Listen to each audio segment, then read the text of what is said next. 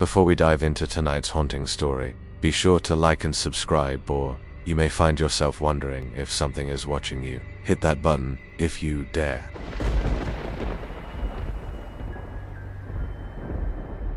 It was the kind of late afternoon that clung to you like damp clothing.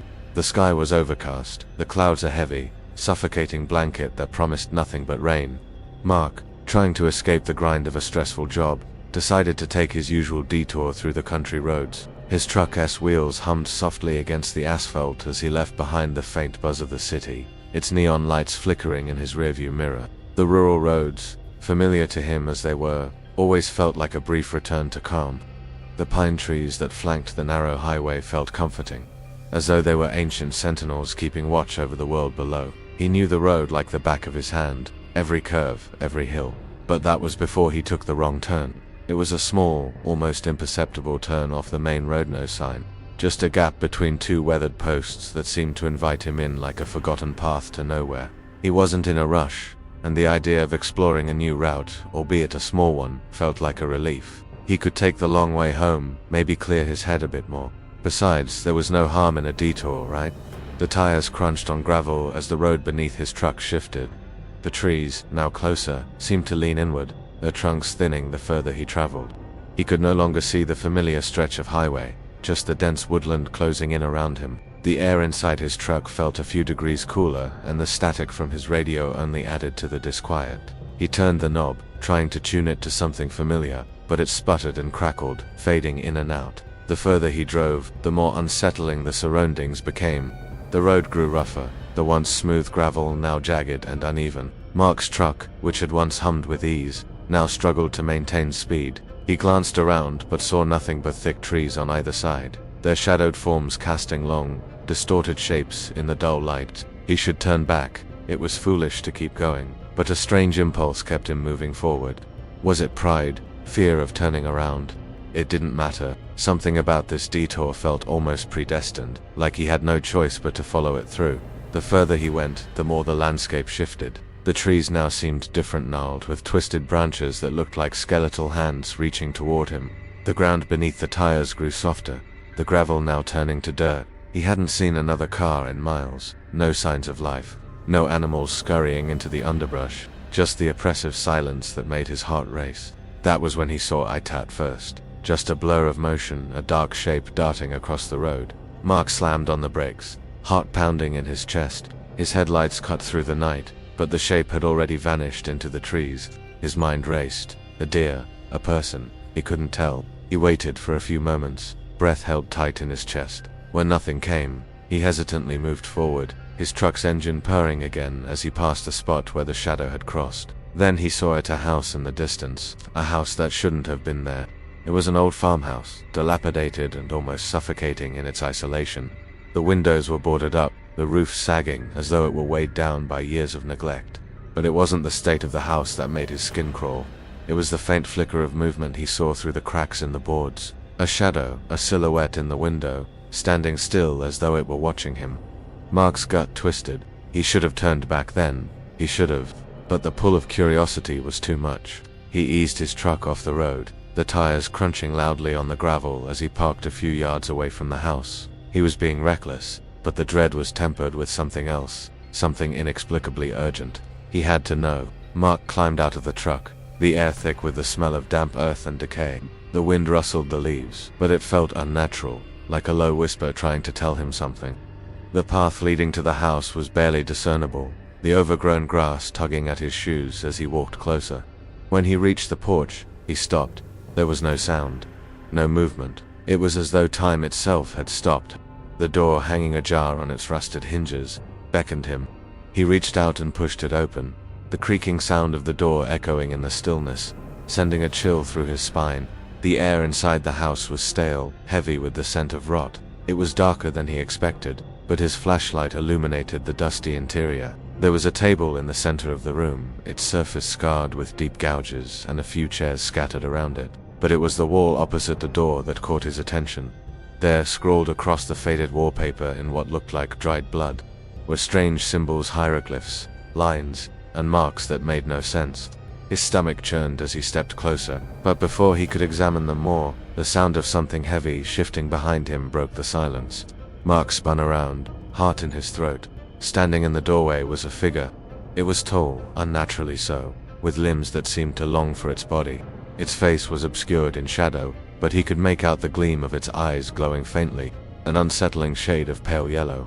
The figure didn't move at first, just stood there, watching him. The air around Mark seemed to thicken, suffocating him with its weight. His hands trembled, his instincts screaming at him to run, but he couldn't move. He felt frozen, his body betraying him. Then, slowly, the figure took a step forward, and the ground beneath Mark seemed to tremble. The stench hit him like a slap in the face, rotting flesh, something far worse than decay. It was unbearable. The figure spoke, its voice low and guttural. "You should never have turned here." Mark's breath caught in his throat, and in a surge of adrenaline, his body finally obeyed him. He turned, bolting for the door. He didn't know why, but he knew he had to get out, and the urge to flee was all-consuming. He didn't look back as he ran for his truck. His feet pounded the earth, the air burning in his lungs. He didn't stop until the truck was in front of him, and he scrambled inside, slamming the door behind him. His hand shook as he fumbled for the keys. He started the truck and didn't even wait to put it in gear. His foot slammed on the accelerator, tires spinning on the gravel as he raced away from the house. As he sped down the road, his mind raced with questions, but there were no answers. He looked in the rearview mirror, half expecting to see the figure chasing him, but there was nothing. The road behind him was empty, save for the growing darkness. He didn't stop until he hit the main highway again, and even then, the unease never left him. There was no sign of the house, no memory of how it had even existed. But deep down, Mark knew, some roads weren't meant to be traveled, and some wrong turns didn't let you go back. It was supposed to be a quick trip, a simple drive through the back roads to avoid the city traffic.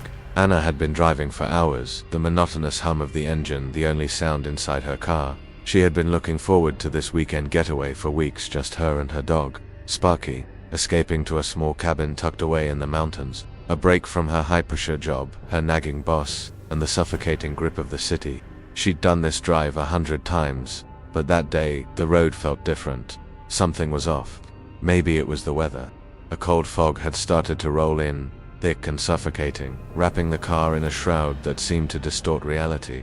But it wasn't just the fog. It was the unsettling quiet. Even Sparky, normally alert and playful, sat in the passenger seat with his head down, as if he, too, sensed that something was wrong. Anna had been driving for hours when she noticed a sign on the side of the road. It was old, the letters faded and barely visible. She squinted at it, trying to make sense of it. It was an arrow pointing left, the word shortcut barely legible beneath it. She had taken this road before, but she had never noticed that sign. She should have ignored it, turned around, gone back the way she knew. But the idea of a shortcut was tempting. The cabin wasn't too far now, and she was tired. Just a few more miles, she told herself. She turned left, the tires crunching on the gravel as she veered off the paved road and into a narrow, overgrown path. The trees were closer now, the branches nearly brushing the roof of her car. The fog seemed thicker here, as if the trees themselves were drinking it in, sucking it up like thirsty sponges. The road, if you could call it that, was bumpy and uneven, and the car jolted with every rock and pothole. Just a few more miles, she muttered to herself, though she could feel her unease growing with every passing minute. Sparky growled softly, his ears perked up, his eyes scanning the thick woods that lined both sides of the road. Anna reached down to rub his head. "It's okay, buddy," she reassured him. But even she wasn't convinced. The road was becoming increasingly narrow, and the trees seemed to close in around her, their twisted limbs like gnarled hands trying to block her path. Then, she saw it, a figure standing by the side of the road, just beyond the tree line. At first, she thought it was a trick of the fog, a shadow cast by the trees, but as she drew closer, the figure became more distinct. A man, standing perfectly still, his back to her. He wore a ragged coat, and his hair hung in long, greasy strands around his face. He seemed out of place, as if he didn't belong on this desolate road at all. Anna's heart skipped a beat, and she slowed the car, trying to peer through the fog to make sense of what she was seeing. The man didn't move. He didn't acknowledge her presence, but there was something deeply unsettling about him, something about his stillness, his unnatural silence. She was about to speed up and drive past him when Sparky began barking furiously, his body trembling with anxiety. Anna's grip on the steering wheel tightened. She wasn't sure why, but something inside her told her to keep going. The road ahead seemed to narrow further, and she couldn't shake the feeling that turning around might be even worse than pushing forward.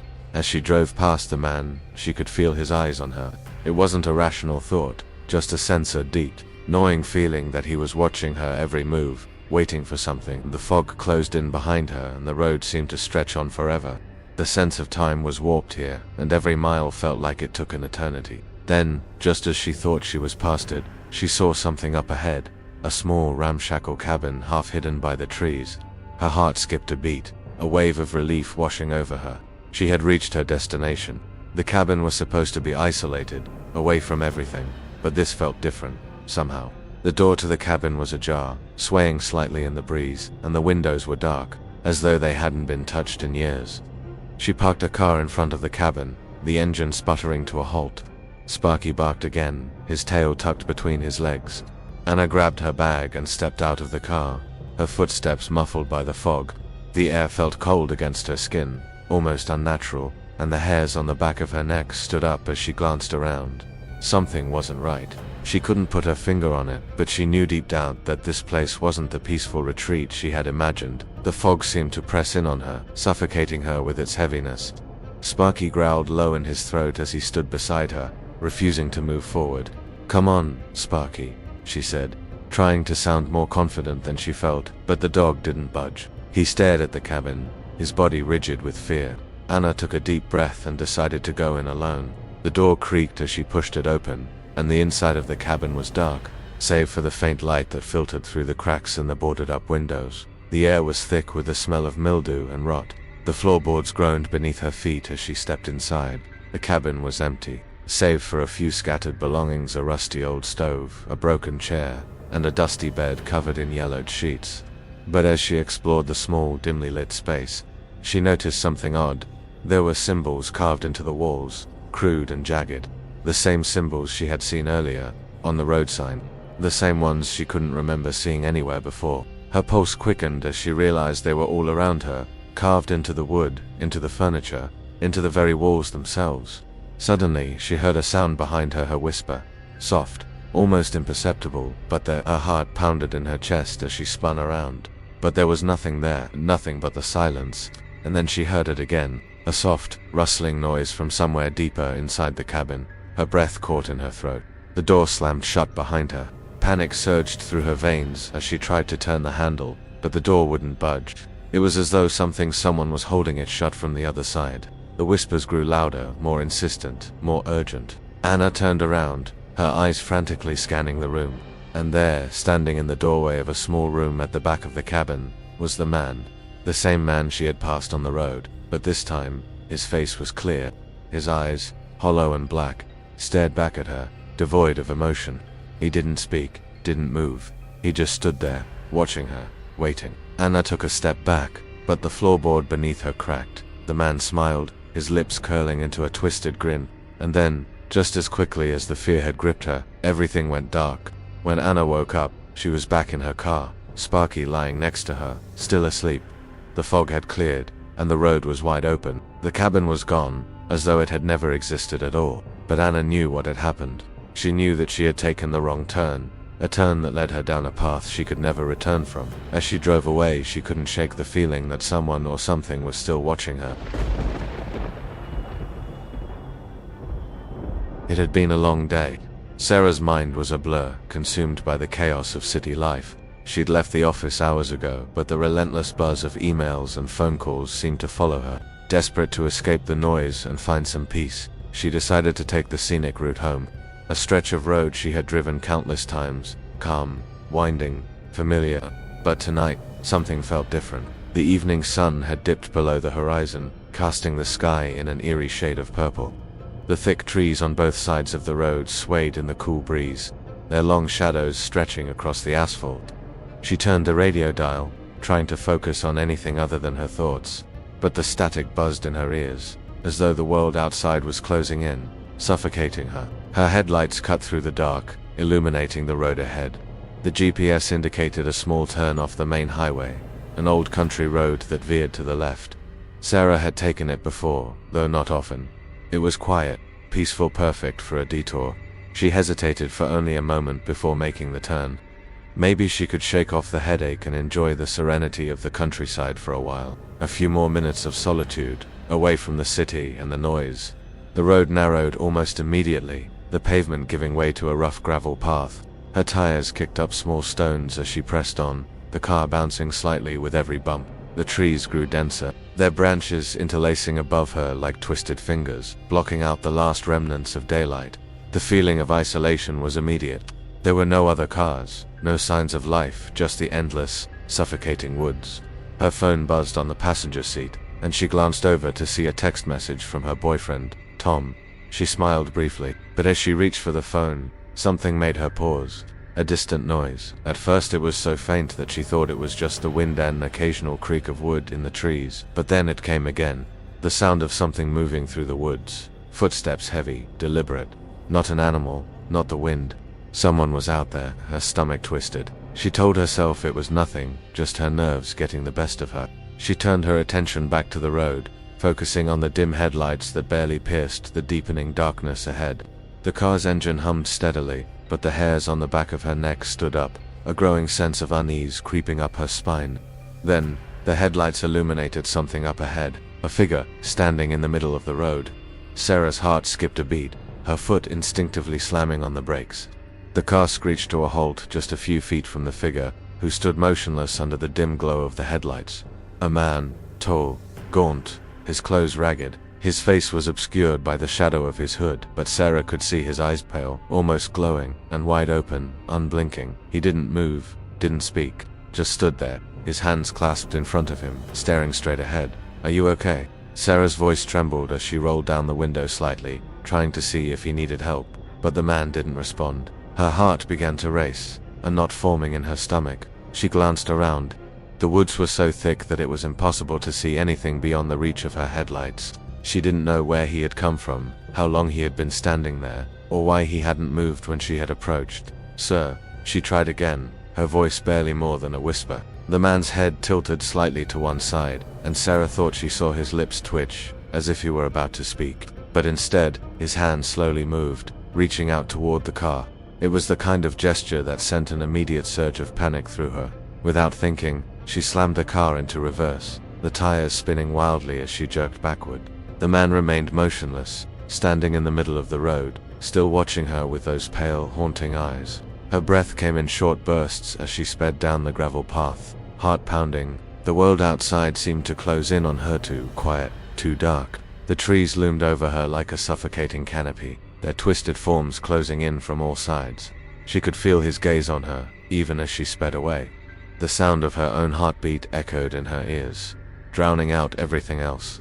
She didn't know how far she had driven before she came to another turn, a fork in the road. She slammed on the brakes again, the tires screeching as she pulled the car to a stop. The fork seemed familiar, yet she couldn't place it.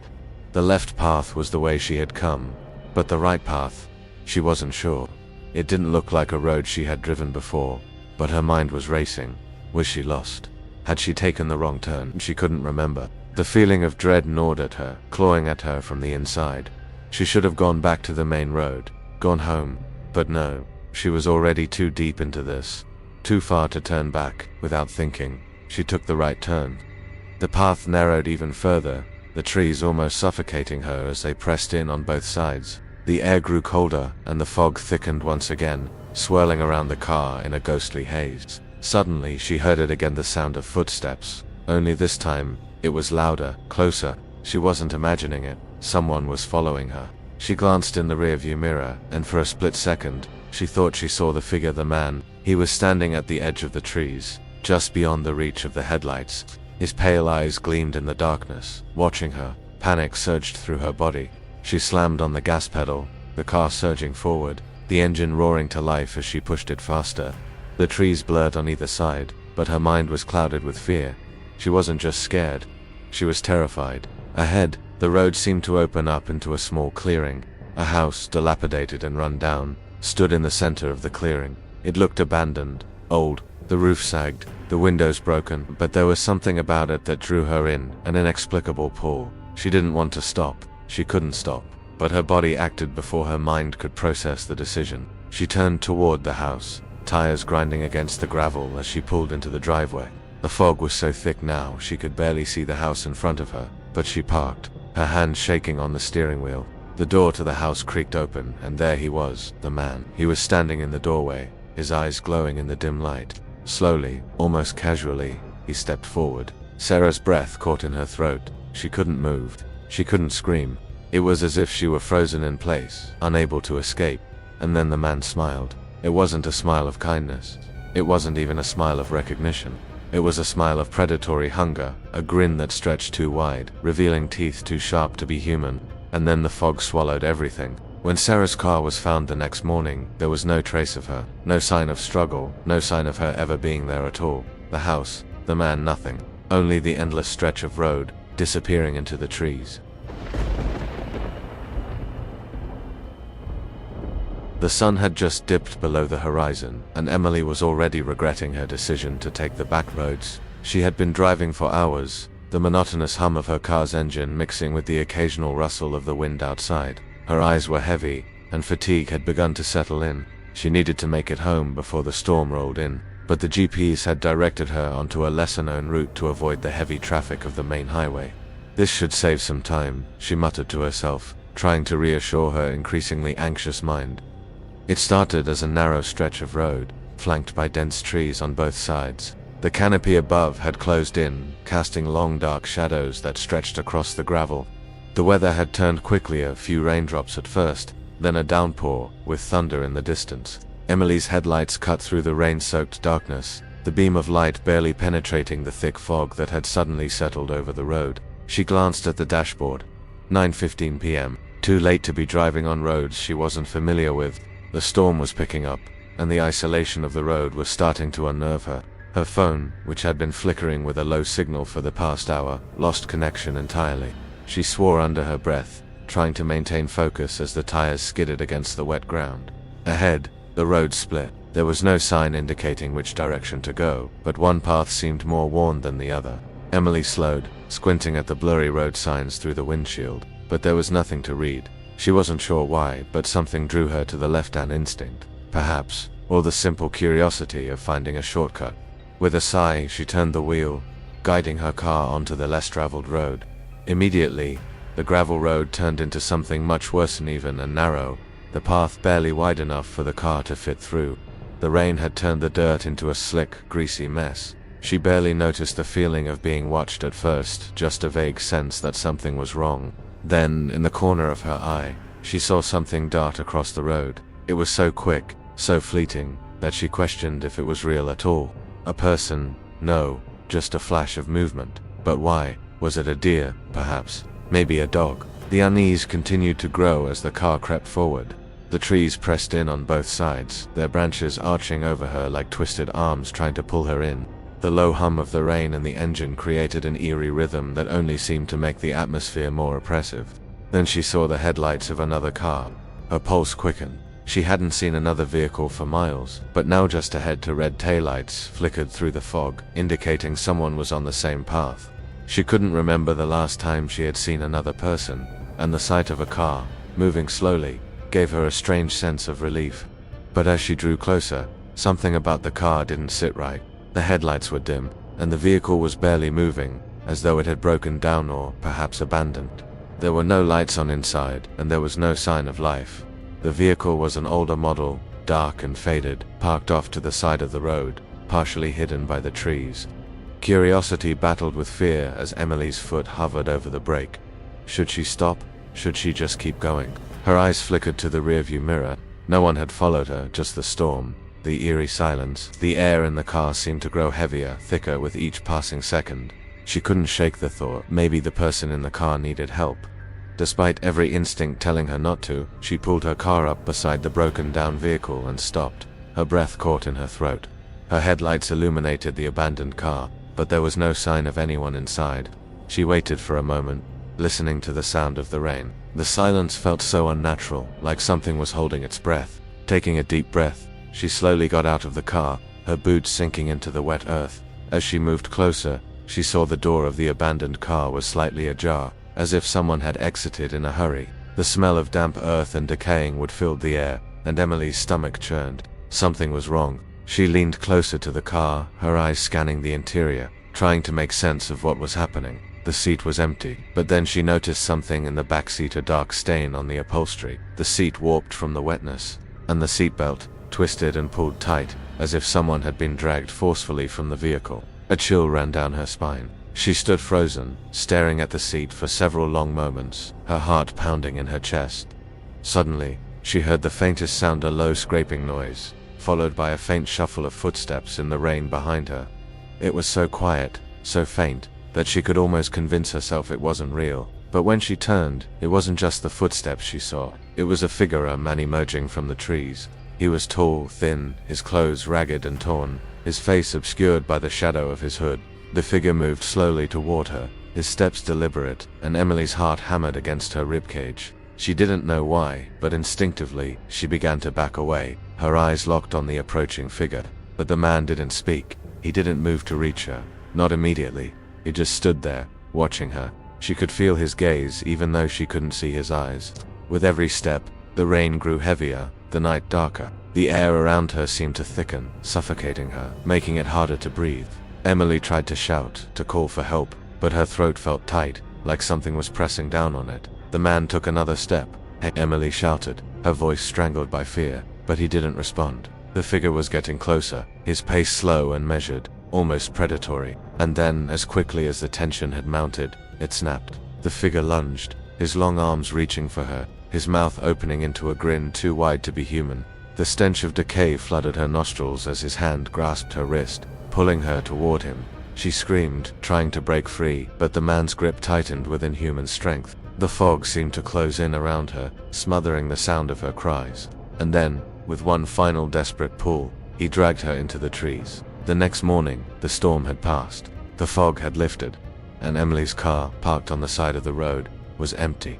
There were no signs of struggle, no blood, no traces of her at all. The police found the abandoned vehicle later that afternoon. The rain had washed away any evidence, leaving only the dark, damp stains on the seats. The only thing left was a faded, rusted road sign that pointed toward the road she had taken, the old hollow road.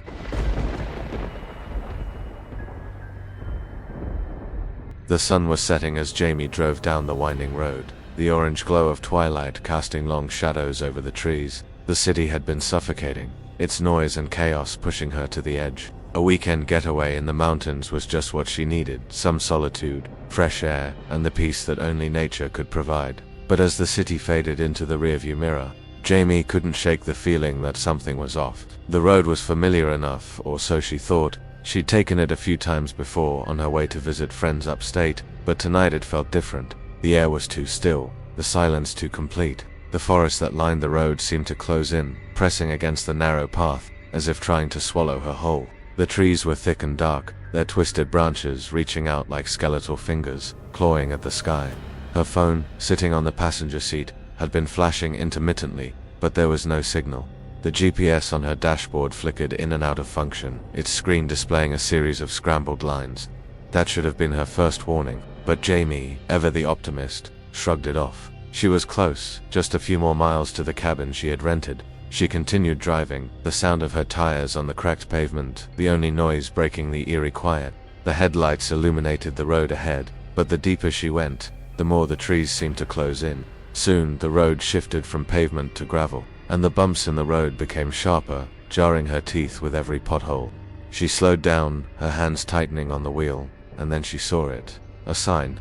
A wooden sign barely visible through the fog that had begun to roll in. The letters faded and chipped. Dark Hollow Road, it read. Jamie's heart skipped. She had driven this route before, but she didn't remember there being a road like this. Dark Hollow Road. It sounded like something out of a horror story. She considered turning back, but felt that familiar pull to keep going. She had planned this trip for months, and she wasn't going to let a stupid road sign stop her now. With a deep breath, she made the decision. The path seemed to wind downward as she turned, the road becoming even more narrow and treacherous. The fog thickened, wrapping around her like a suffocating blanket. The trees became more twisted here, their roots clawing at the earth like they were trying to crawl out of the ground. The further she drove, the heavier the air became, pressing in on her chest. Minutes passed. She glanced at her watch. 8:15 p.m. She was still a good 30 minutes from the cabin. She needed to relax, let go of the unease gnawing at her. But as the road grew steeper, her anxiety grew with it. And then, out of the corner of her eye, she saw something. A flash of movement, something or someone darting into the trees. Her heart jumped into her throat. A deer, maybe. But the way it moved was off. It was too quick, too erratic. She forced herself to focus on the road ahead, trying to ignore the unsettling feeling creeping up her spine. But the hairs on the back of her neck were standing up. The sound of her breathing filled the car as she rounded another sharp curve. That's when she saw it. A figure, standing just off the side of the road. At first, Jamie thought it was a trick of the mist, but as she got closer, she saw that it was a man. Tall, unkempt, his clothes dirty and torn. He stood motionless, watching her as she drove past. His face was obscured by shadows, but there was something wrong about the way he stood, there so still, so deliberate. She didn't know why, but she felt a jolt of panic shoot through her. She didn't stop. She drove faster, her hands gripping the wheel so tightly her knuckles turned white. The man's figure receded in the rearview mirror, but the unease only deepened. The fog thickened again, and the trees grew even denser. She couldn't see more than a few feet in front of her now. Her headlights struggled against the mist, illuminating nothing but a white wall of fog. She could barely make out the outline of the road, let alone anything that might be ahead of her. Suddenly, the car jolted, the tires skidding over something large and solid in the middle of the road. Jamie's heart lurched, and she slammed on the brakes. The car screeched to a halt, and she exhaled shakily. There, in front of her, was a figure. The same man from before. He was standing directly in the middle of the road now, his face still hidden beneath the shadow of his hood. But this time, he was moving slowly, deliberately, walking toward her. Her breath caught in her throat. She knew she should drive away. She should turn around, get out of here, forget everything, but she couldn't move. She was frozen. The man reached her car, stopping just a few feet from her headlights. The light from her car barely illuminated his face, but she could see his eyes, empty, hollow, and his grinnet was stretched wide, too wide for comfort. A grotesque smile. The corners of his mouth tugged back unnaturally, revealing sharp, yellowed teeth. Jamie's heart raced in her chest as she tried to put the car in reverse, her hands shaking. But before she could react, the man reached forward with his long, bony fingers and tapped lightly on her window. Tap, tap, tap. The sound echoed through the car like a death knell. Jamie's pulse thundered in her ears. "What do you want?" she gasped, her voice barely a whisper. But the man didn't answer. He only stood there, tapping, his grin widening. She could feel the weight of his gaze through the glass, cold and unnerving. The air inside the car grew impossibly thick, suffocating her, and for a moment she thought she couldn't breathe. Her mind raced for an escape, and then, without thinking, she hit the gas pedal, slamming the car into reverse. The tires screeched as she pulled away, her eyes darting between the road and the rearview mirror. The man was still there, watching, still smiling. She didn't stop until the road opened up again, and the fog began to dissipate. Her hands were slick with sweat, her heart racing as she navigated the twists and turns of the road. Finally, she reached a more familiar path. The fog had lifted, the trees were less imposing, and the sounds of the forest returned. She exhaled shakily, trying to calm herself. But then her phone buzzed again. A message from a number she didn't recognize. "You're on the wrong road. Turn back now." Her blood ran cold.